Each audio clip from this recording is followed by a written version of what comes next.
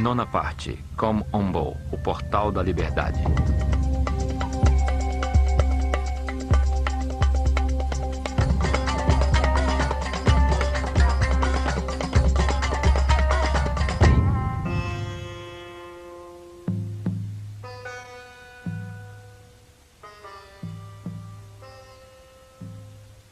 Os egípcios entendiam que a realidade era manifesta por um único Deus através de suas forças criadoras fundamentais. As divindades aqui chamavam de Néters. O mundo físico era dirigido pelo faraó, que representava o nível de consciência alcançada pelo homem durante o seu reinado.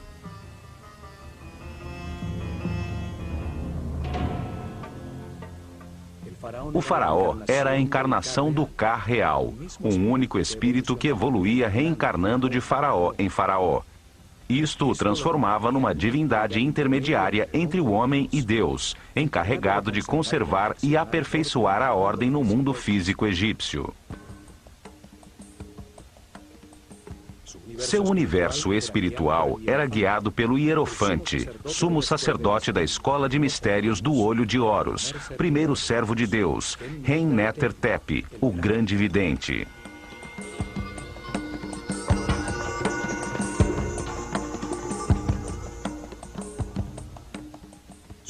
Seu símbolo era uma serpente com duas pernas e o disco solar na cabeça, a imagem da eternidade, da sabedoria e da regeneração física. A organização sacerdotal sob seus cuidados se dividia em 3 grupos.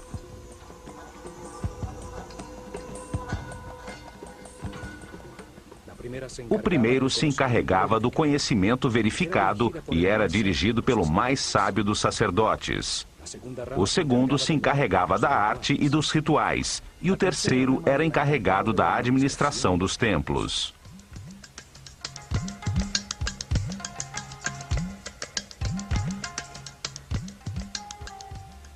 Os sacerdotes do conhecimento eram os pedagogos incumbidos de preparar os herdeiros de sua casta. Eles transmitiam as verdades herdadas desde as origens da escola de mistérios na desaparecida civilização Atlante. Verdades já comprovadas sobre o funcionamento do universo. O conhecimento no mundo egípcio era transmitido com exclusividade aos iniciados da escola, que demonstravam com provas e atitudes perante a vida que podiam receber sabedoria e não fazer mau uso da mesma. A revelação é o verbo. Eram chamados de Rihabet, ou sacerdotes do conhecimento. Eles ensinavam a linguagem simbólica, a escrita, as matemáticas, a astronomia e o controle das forças fundamentais. A este grupo pertenciam os Kabirim, os medidores do céu, que registravam em todos os templos a abóbada celeste, fixando pelas estrelas o momento exato dos rituais diários, das festas anuais e da mudança que anunciava o fim de uma era e o começo de outra.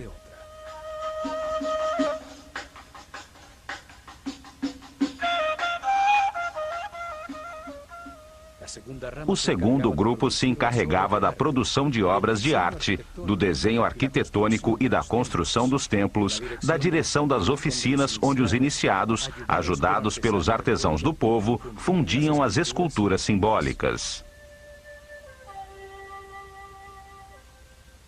Estes sacerdotes criadores desenhavam e supervisionavam as inscrições nos muros dos templos. Eles ensinavam a trabalhar a arte com a sabedoria do amor, a desfrutar do ofício, a dar sempre o seu melhor. Desenhavam os símbolos, ferramenta fundamental dos rituais, os objetos e as figuras simbólicas. E depois determinavam o que se devia fazer regularmente com eles nos momentos cósmicos, tais como os solstícios e os equinócios.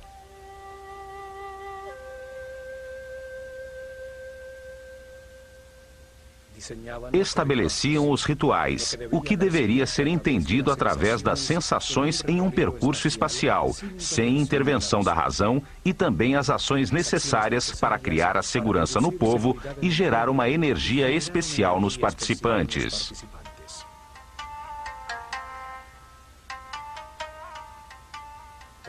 O ritual induzia os sacerdotes da escola de mistérios do Olho de Horus a ter autoridade perante o povo, utilizando o controle da intuição, da percepção do ser humano, independente de seu preparo ou nível de consciência.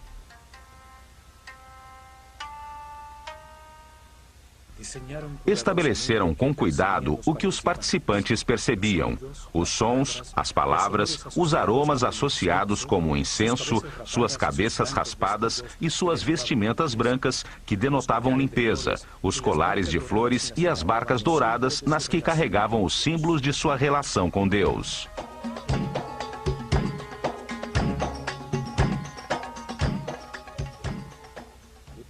Usavam o ritual para transmitir ao povo a hierarquia e a ordem da sociedade que organizaram, utilizando ferramentas singelas, tais como a riqueza das vestimentas, sua visualização, a arrumação ou a quantidade dos participantes. O ritual renovava a relação entre os poderes. Acima, o Deus único. A seguir, os néters, os mortos, os sacerdotes, o faraó, seu exército e o povo. Os rituais aproximavam o homem do sagrado, induziam emoções intensas que impulsionavam suas ações de uma forma suave.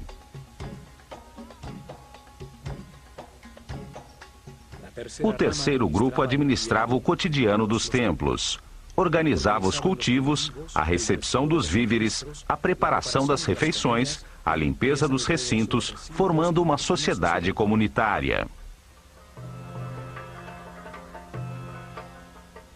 Usava em sua base um grupo de sacerdotes temporários chamados de Wab, os puros, homens do povo que durante um mês por ano serviam nos templos, executando as tarefas diárias inferiores para depois retornar às suas atividades habituais.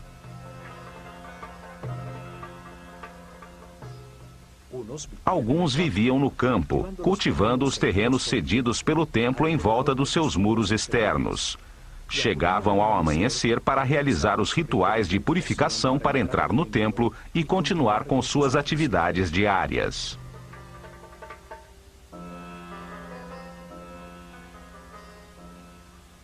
Outros viviam na aldeia próxima ao templo e trabalhavam o restante do tempo na administração estatal.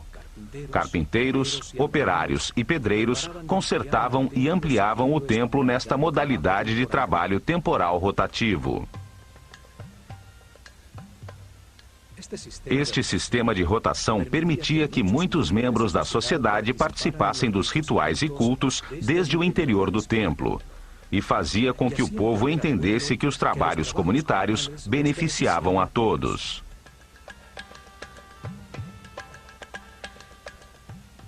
Os três grupos convergiam nos templos, os lugares onde se organizava a ordem, o Ma'at, a busca do equilíbrio harmônico temporal. Ali, o homem se submergia no espaço sagrado orientado para o cosmo, registrando seu permanente movimento.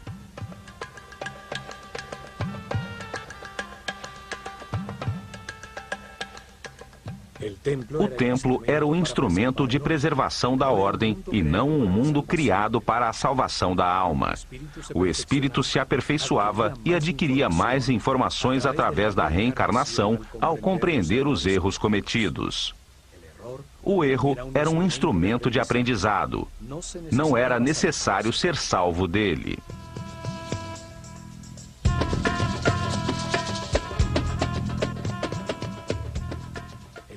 O templo era o lugar onde se encontravam as duas forças fundamentais, a força do caos e a da ordem. Ali se atingia o equilíbrio necessário, a harmonia que leva ao aperfeiçoamento de todos os indivíduos da sociedade.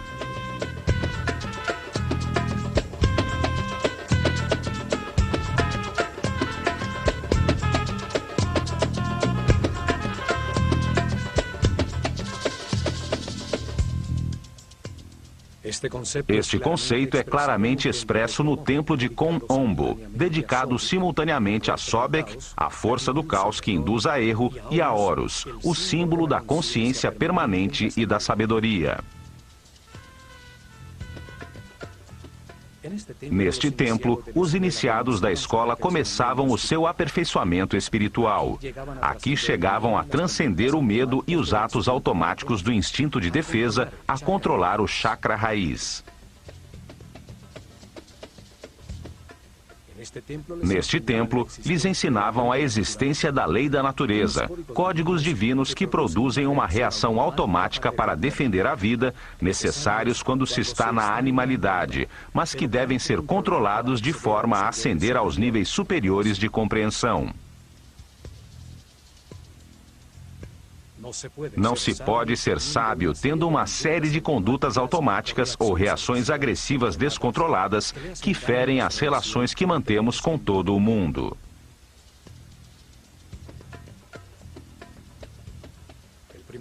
O primeiro nível de compreensão terminava quando entendiam que a vida é eterna, que a morte é uma porta no processo de reencarnações, quando controlavam as reações automáticas de agredir para defender a vida.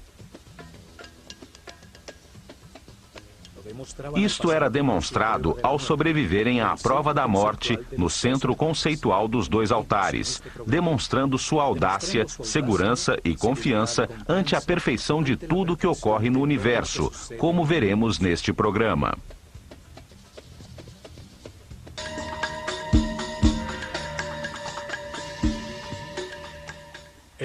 O templo de Kom-Ombo era onde se agradecia pela dualidade existente no universo, a qual permite ao homem enganar-se e aprender com os resultados de suas decisões, de forma a produzir compreensão e aperfeiçoamento espiritual.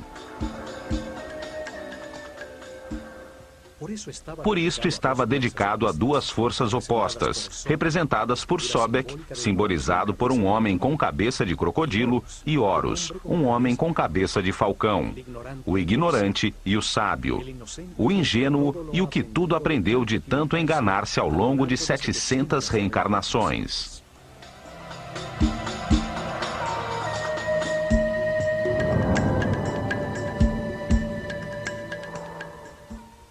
Situado às margens do Nilo, a 48 quilômetros ao sul do templo de Edfu, a aproximadamente 25 graus de latitude norte e aos 34 graus de longitude leste, encontram-se as ruínas do templo ptolemaico de Kom-Ombo, chamado antigamente Pa-Sobek, o domínio de Sobek, força simbólica representada por um crocodilo. Neste lugar não existe um grande complexo como em Edfu ou em Dendera. O templo era protegido por muros elevadíssimos e o povoado estava em volta de um forte do exército imperial, onde os elefantes africanos eram treinados para a guerra. Ali, desde tempos muito remotos, ao lado do desaparecido forte, existiu um templo dedicado a honrar a polaridade, a dualidade de tudo neste mundo.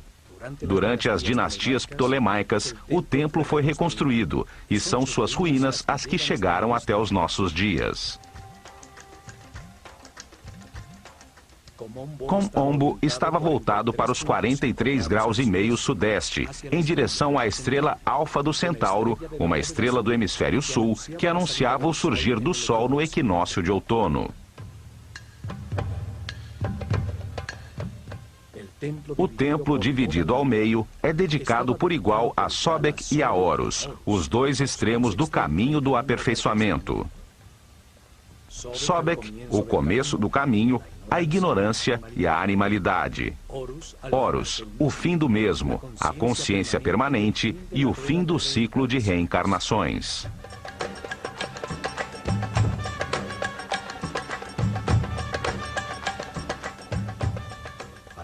À frente, havia um pátio aberto formado pelas ruínas de 16 colunas de um corredor coberto. Até aqui, o povo podia entrar. Uma marca nas colunas dava autorização, o símbolo da ave sobre a semicircunferência em honra ao faraó.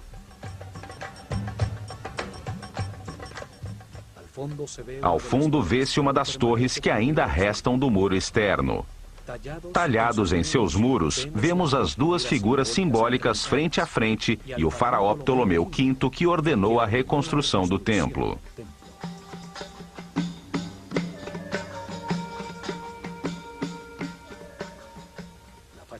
A fachada principal tem dois acessos simétricos, sobre os quais um dintel decorado mostra o duplo disco alado rodeado pelas serpentes que simbolizam a luz em meio à dualidade. Um muro a meia altura, como os existentes em Édifo e em Dendera, une 4 altas colunas. Uma quinta coluna divide as duas portas. O píluno fechava o pátio descoberto e permitia aos visitantes vislumbrar a fachada interna a partir das portas simétricas.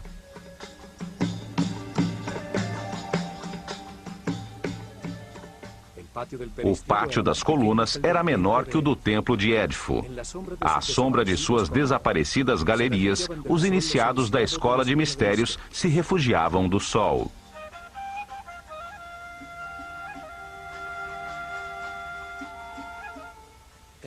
Do lado direito do templo estão as ruínas do que foi uma pequena capela dedicada a Hathor. Em seu interior se conservam os restos mumificados de alguns dos crocodilos que eram mantidos em um labirinto de túneis inundados sob o templo.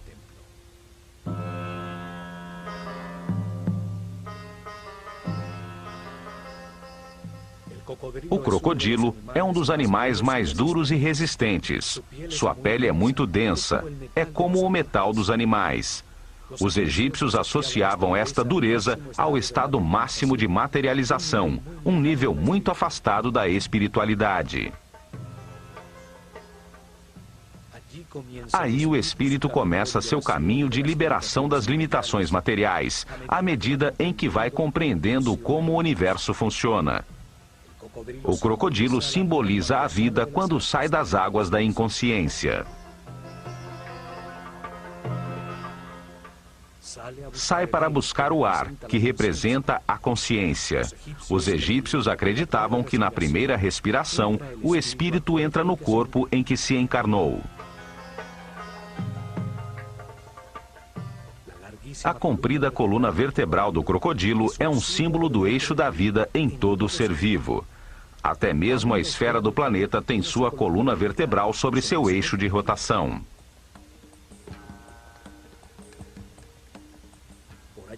Por ela se movimentam as forças eletromagnéticas que lhe dão vida e que formam um campo protetor das radiações solares ultravioletas em volta do planeta, permitindo o desenvolvimento da vida e a evolução da consciência. Sobek, o crocodilo, e Tuaret, a hipopótama, representavam nos mapas celestiais as estrelas circumpolares que, situadas sobre o eixo de giro do planeta, brilham fixas por milhares de noites sobre os polos.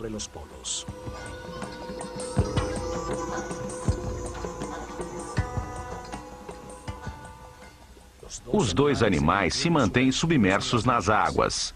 Reinam na escuridão, subindo ocasionalmente à superfície em busca de ar para respirar.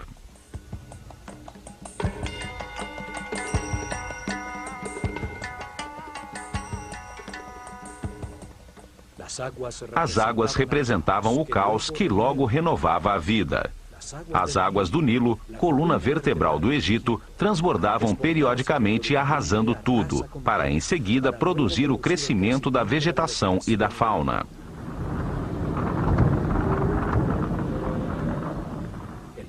O caos desarruma as partes, permitindo que logo se organizem pelas harmonias ou afinidades entre elas, que as unem momentaneamente. Desordem, caos, ordem, harmonia, ritmos que se alternam. Esta força da natureza que desorganiza para renovar a vida era reconhecida com o nome de Sobek, o homem com cabeça de crocodilo.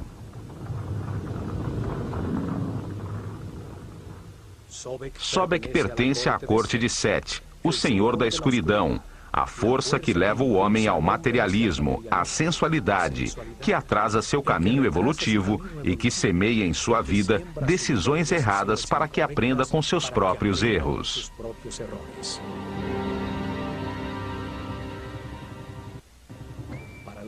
Para os egípcios, estas forças não eram boas nem más, eram neutras. Foram criadas por Deus para permitir o erro e o sofrimento, que trazem compreensão ao homem, levando-o à imortalidade e à consciência permanente.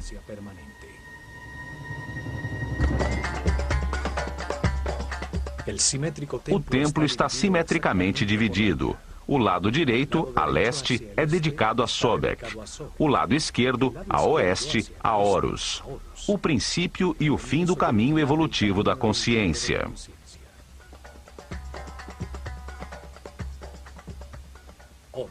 Horus, o homem com cabeça de falcão sobre a qual se assenta um disco dourado, era o símbolo da consciência permanente. Representa um homem que aprendeu tudo nesta escala da realidade. Um ser imortal ascendido nas hierarquias do universo.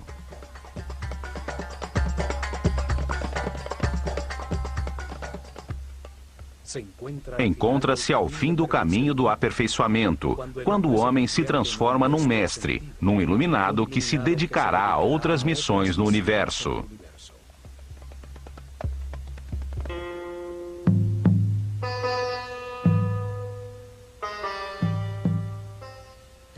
O faraó Ptolomeu VI iniciou a reconstrução do antiquíssimo templo e sua decoração interna foi concluída sob Ptolomeu XII, quando a civilização egípcia estava desaparecendo.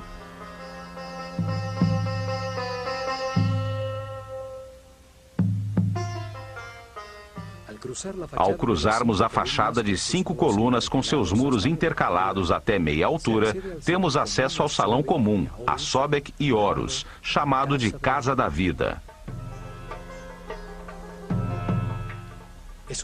É um mundo simbólico, ali onde os iniciados recebiam ensinamentos e produziam suas artes e escritas, interagem as duas forças opostas. 10 altíssimas colunas com capitéis florais sustentam o teto mais alto do templo. Aqui, os iniciados escutaram de seus mestres que para avançar no caminho espiritual é necessário construir uma vontade inquebrantável. Há que se querer fazê-lo de forma consciente. As primeiras lições e exercícios eram destinadas a obter homens de fibra. Uma rígida disciplina era necessária para estudar, para controlar os temores, para dominar as paixões. Poder fazer e abster-se é possuir duplo poder.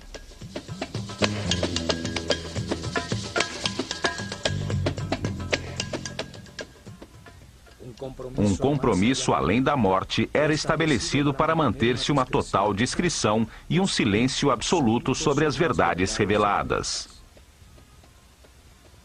Um princípio hermético que garantia o acesso à informação somente aos que a mereciam, aos que podiam escutá-la.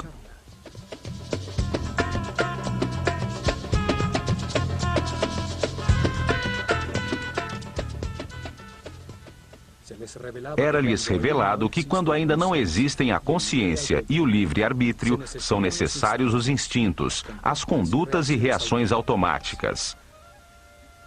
A lei da natureza codifica essas reações em todos os animais para defender e gerar a vida.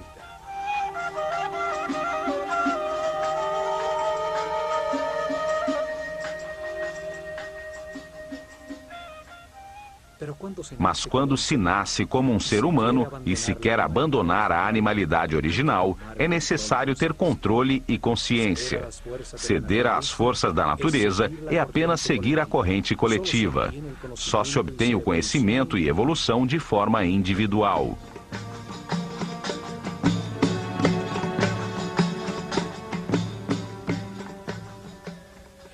Na na penumbra deste salão, via-se em seus respectivos santuários as reluzentes figuras douradas de Sobek e Horus, à vista dos iniciados no início das procissões, nas festividades dos solstícios e dos equinócios.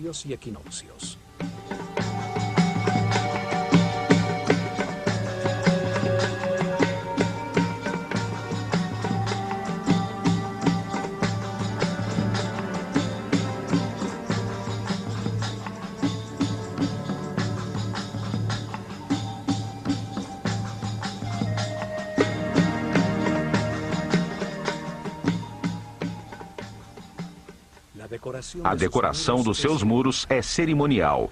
O faraó é abençoado por Sekhmet e Horus do lado direito e por Ísis e Thoth do lado esquerdo.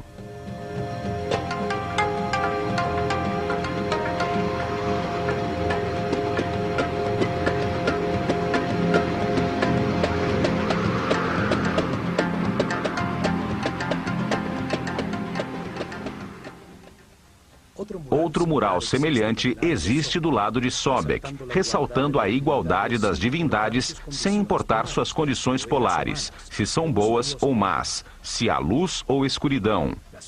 As forças opostas existem para moldar a consciência do homem, para que aprenda com o resultado de suas próprias decisões.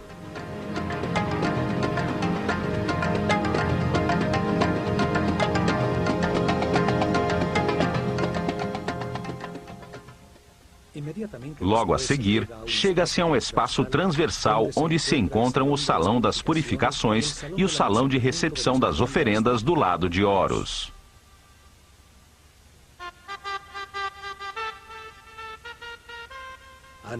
Antes do nascer do sol, os sacerdotes se banhavam nas águas do poço ou do lago sagrado do templo, recebiam a fumaça do incenso e mascavam natrão, um tipo de sal, num ritual diário de purificação. Os banhos purificadores se repetiam ao meio-dia e à noite. Todos eram circuncidados, um hábito logo adotado pelos judeus. Vestiam-se sempre de linho branco. Não lhes era permitido usar vestimentas que contivessem peles ou partes de animais mortos, como o couro e a lã. A única exceção era a pele de leopardo sob os ombros, usada pelos altos sacerdotes, os Sem. Usavam o cabelo trançado de um lado da cabeça, como uma marca de sua condição.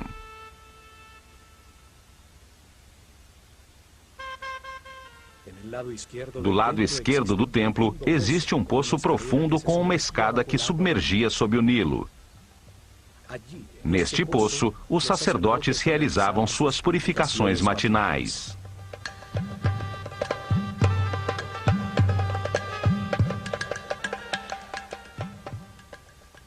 Uma abertura superior permitia que a água enchesse um pequeno aqueduto, que mantinha cheia uma piscina não muito profunda do lado esquerdo do templo, onde ficavam os crocodilos dedicados a Sobek.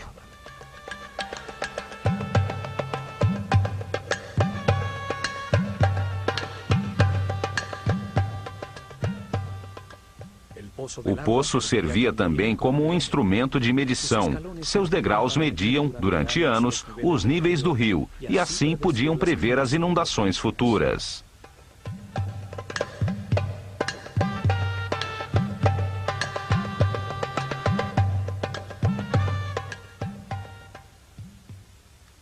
Nos muros de Kom Ombo ficaram registradas as festividades anuais que se realizavam em todos os templos do Egito. As procissões rituais que levavam as imagens simbólicas pelo rio, de um templo a outro, enquanto o povo com colares de flores cantava e dançava.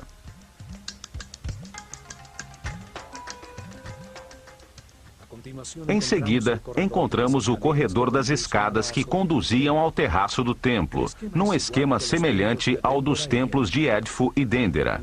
Uma escada em caracol de um lado e a escada reta rente ao muro do outro.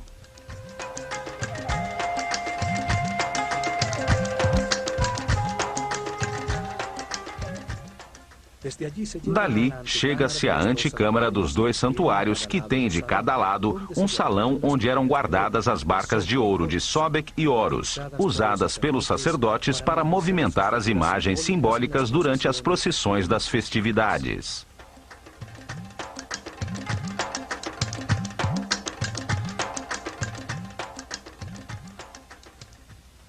Aqui existe um mural em baixo relevo, onde aparecem Ptolomeu e sua esposa Cleópatra, na presença de Horus e Sobek.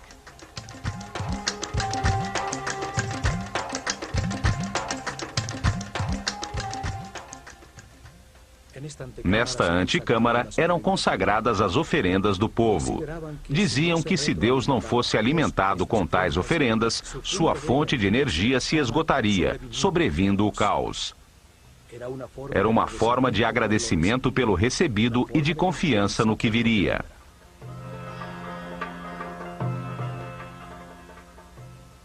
Chegavam diariamente ao templo pão, cerveja, frutas, vegetais, mel, azeite, perfumes, velas, sal, natrão e tecidos de linho, que eram recebidos pelos sacerdotes no salão das oferendas, e a seguir colocavam na antecâmara como uma forma de agradecer a Deus por sua abundância.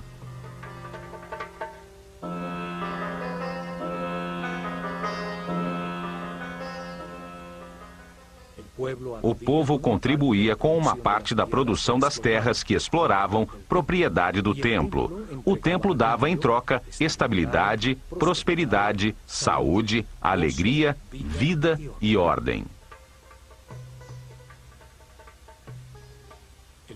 O sumo sacerdote purificava as cestas de alimentos com incenso e com o símbolo da vida, o Ankh. Marcava a transferência da força divina entre os alimentos e a fonte da vida.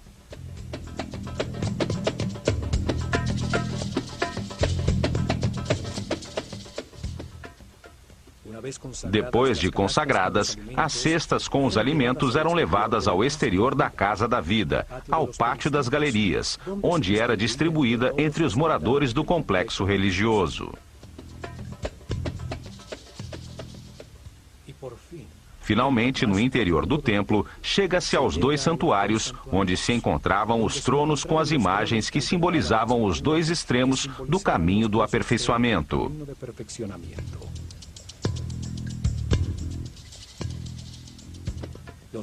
Os raios de sol ao amanhecer desterravam a escuridão, permitindo ao sumo sacerdote do misticismo abrir as portas do santuário e queimar incenso em seu interior. Rompia os lacres de óleo das portas do naus, fazendo surgir o símbolo divino, para agachar-se ante ele e beijar o chão que o sustentava.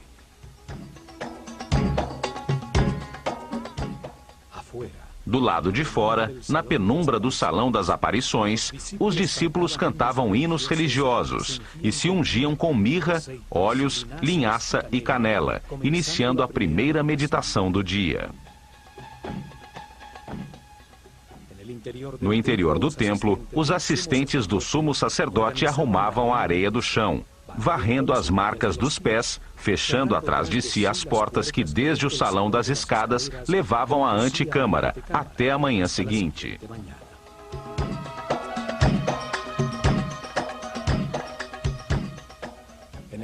No centro simbólico das forças opostas, entre os dois santuários, encontram-se os restos de um muro duplo. Em seu interior ficava um espaço secreto. Do lado direito deste espaço secreto, encontrava-se o Santuário da Luz e do lado esquerdo, o da Escuridão.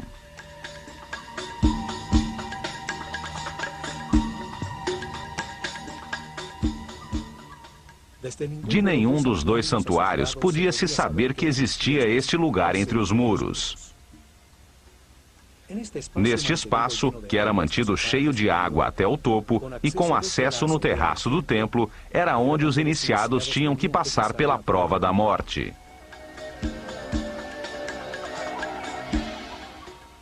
Durante meses, os iniciados recebiam instruções sobre os 4 medos básicos: o medo de perder, o medo de enfrentar, o medo do abandono e o medo da morte.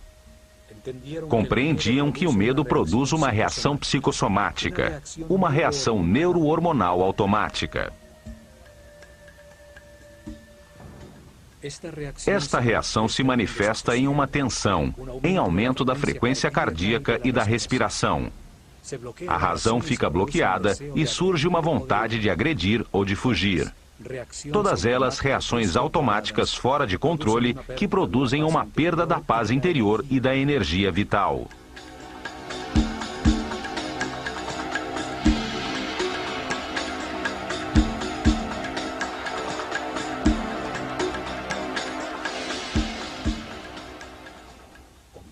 Compreendiam que o medo é o resultado de uma mente que sai do tempo presente em direção ao futuro, a um tempo que não existe, para produzir um fato imaginário, onde se perde algo ou alguém ou se tem que enfrentar alguma coisa. Aprendiam a disciplinar a mente de forma voluntária e consciente, guiando-a com pensamentos escolhidos. Aprendiam a mantê-la sempre no tempo presente, o único em que se pode decidir e agir.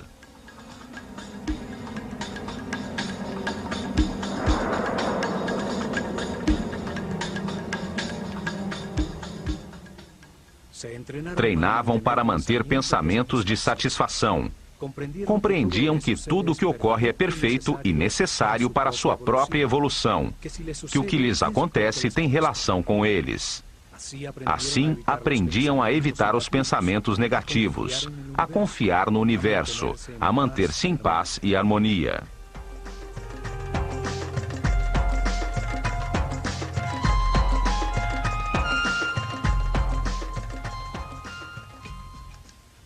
Até que os mestres determinavam que era hora de comprovar o aprendido durante meses. Realizava-se então uma cerimônia individual em um salão descoberto no terraço do templo, frente a um retângulo de água escura no chão.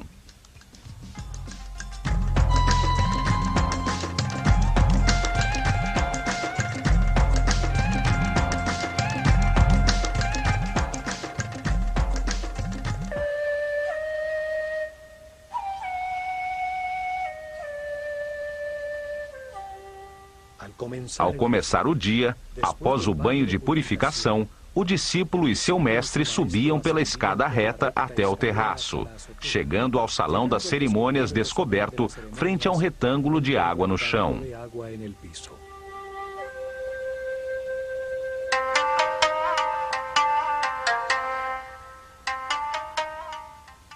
Seu treinamento o havia preparado para ser cuidadoso e consciente em todas as situações desconhecidas, condição necessária para mergulhar no labirinto do canal cheio de água e encontrar uma saída sem que se afogasse.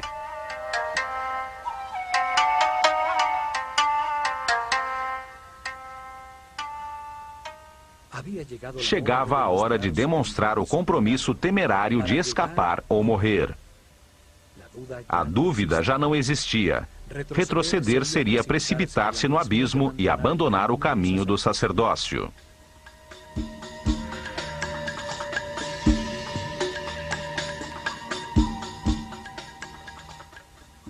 Com uma tomada de ar, o símbolo do espírito e da consciência mergulhava numa espécie de túnel vertical com reentrâncias, como num labirinto que afunilavam a passagem.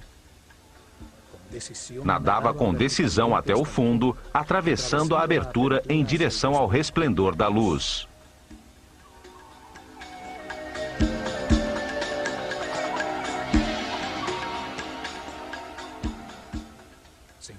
Via-se então num tanque estreito, onde se avistava a silhueta recortada de um enorme crocodilo contra a luz do sol.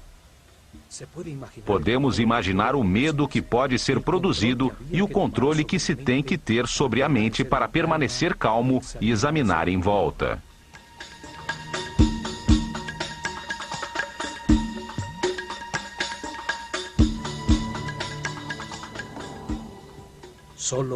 Só assim poderia ver que no fundo do tanque havia uma porta muito escura. Convencido de que era mais prudente evitar os crocodilos, mergulharia com força no estreito túnel. muitas braçadas e, enquanto o tempo parecia eterno, chegaria a um tubo vertical, onde lá em cima também brilhava o sol. Já mais tranquilo, chegava à superfície, tendo passado na prova com sucesso.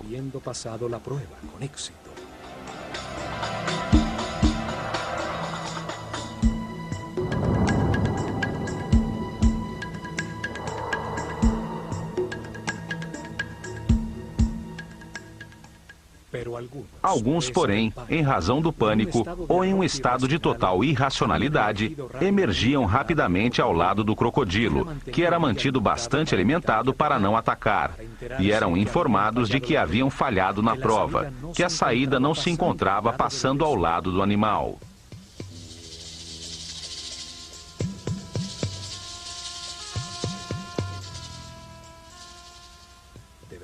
Deveriam submeter-se a mais tempo de meditação e treinamento, a exercícios respiratórios, para voltar a enfrentar a cerimônia, sabendo desta vez que do outro lado haveria um crocodilo esperando.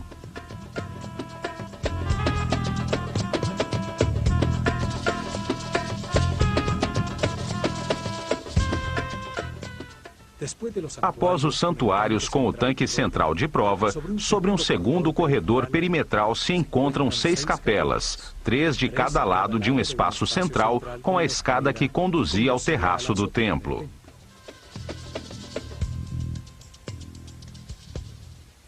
Em seus muros existem belíssimas figuras das divindades e do faraó, que sempre representa toda a humanidade.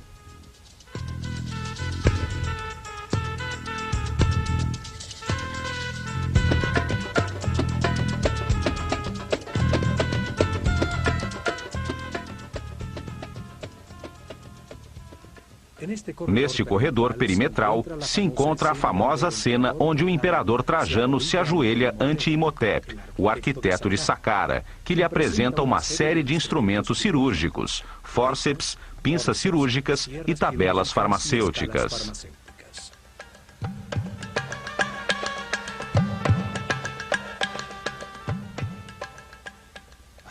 Os doentes vinham até aqui em busca de ajuda e tratamento para os seus males.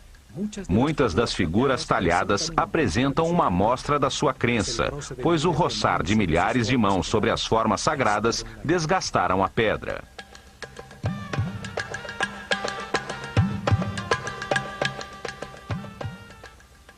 Neste muro também se encontra uma porta simbólica que existe na mente de todo ser humano. Ela se comunica de um ponto central, neutro na dualidade, com as dimensões superiores. O mesmo caminho que o iniciado utilizou entre os 2 santuários para avançar ao nível seguinte de seu treinamento.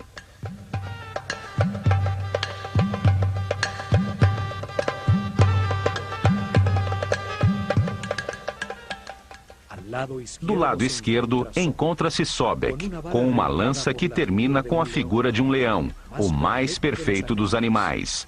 E à direita, Horus, com uma faca com pernas humanas, símbolo do caminho de sofrimento e autocontrole de qualquer ser humano para chegar à condição de mestre ascendido.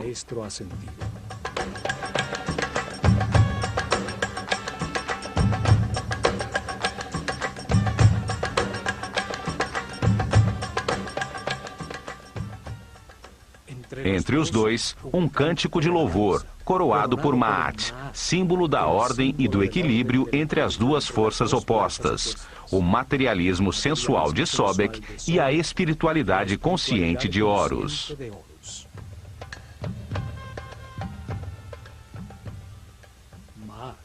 Maat, a ordem, sustenta o céu, e em sua volta se encontram as imagens repetidas sobre si mesmas, as quais simbolizam o movimento dos 4 ventos: o leão, o falcão, o touro e a serpente de muitas cabeças, as forças do destino a que todos os homens estão submissos.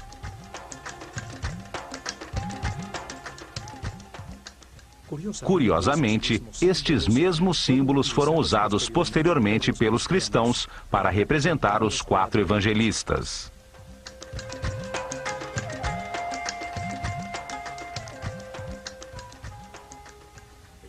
O desenho simbólico deste templo, dividido simetricamente entre a luz e a escuridão, onde os iniciados demonstravam o controle sobre seu medo da morte ao atravessar por um ponto central, neutro em meio à polaridade, deixa muitos ensinamentos.